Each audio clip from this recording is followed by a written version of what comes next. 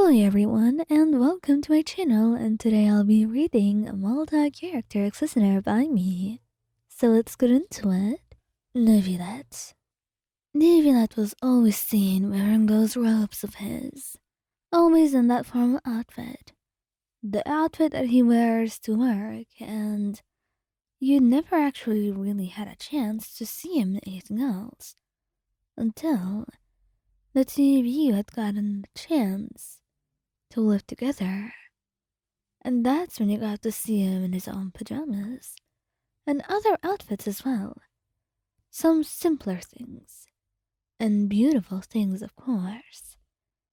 But you had yet to see him shirtless. And of course, that was something that you had wanted. Undoubtedly so. He was beautiful.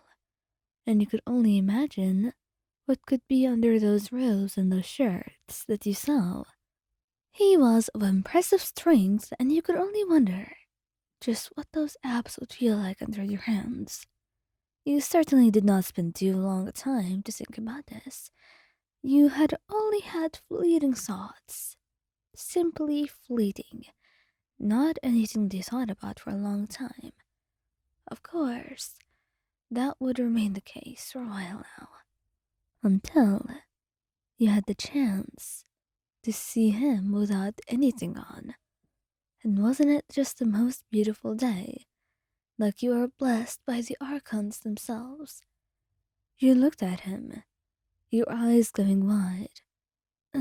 Neuvillette? Wow, that sure is a lot. You say, you could not keep that reaction in your head. Could you be truly blamed when you looked so utterly ethereal? You could not at all. And you only had one thing in mind. Simply seeing and witnessing would not be enough. You need more than that. You need to touch, to feel, and right now, you are going to do your best to do just that. And as Neuvillette looked at you in pure shock, you just went ahead, walking towards him, until your hands were on his chest. And you smiled, letting out a soft, content sigh.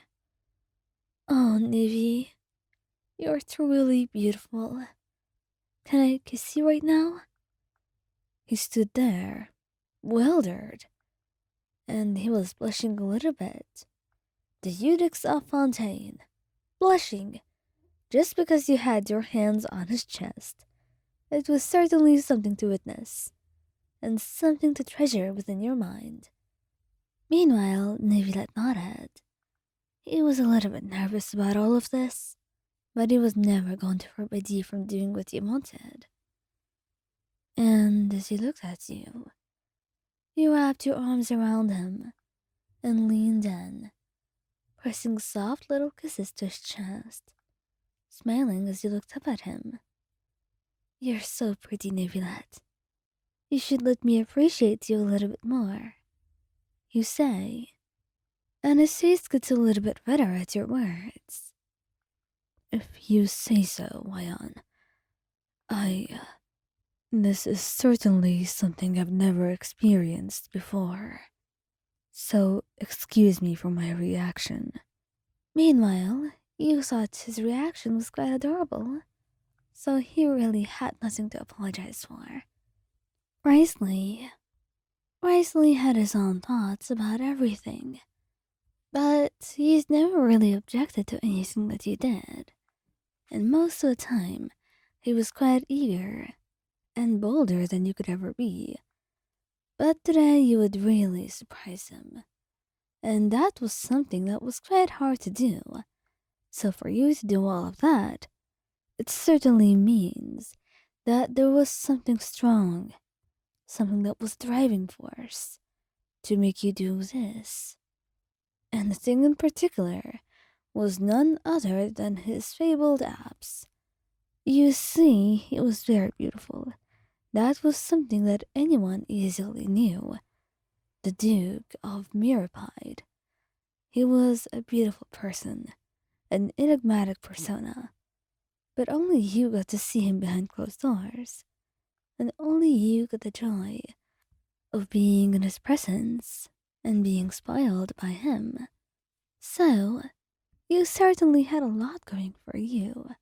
And thus, when you saw him, shirtless of all things, all your resolve had collapsed entirely, and there was nothing you could do at all to resist him, or the way that he looked like right now.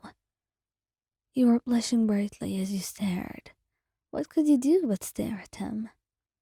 And most importantly, he was smirking at you of all things that he could have done. This is what he chose to do. He knew well what he was doing. He knew that he was teasing you. And yet, it seemed to be his exact goal at the moment. And it was a little bit too much.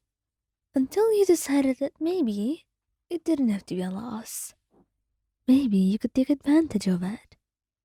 And that's simply what you did. You look dashing, Wriothesley. Dashing? Well, that's a descriptor I haven't heard for a while, he says with a light chuckle. And you blush, but you smile at him nonetheless, getting up from your seat and going over to him. I am only saying, you look very beautiful. It doesn't matter what language I use to describe it. And he nods, letting you go over to him. And he watches as you put your hands on his chest, smiling, and he kisses your forehead. No, someone's eager. And how could I not be? I can tell. I don't blame you, darling. I know I'm quite a sight for sore eyes, he says, laughing. And you seem to be getting a little bit emboldened by the way he's humoring you. And that's why you just lean in for a soft kiss on his chest, and he smiles at that, his breath hitching a little bit. Maybe it was unexpected, even though he did expect you to do something about all of this. But maybe he did not expect you to be so bold, and that would mark the first time that you have ever caught him off guard and seen him blush just a little bit. And who knows, maybe it won't be the last.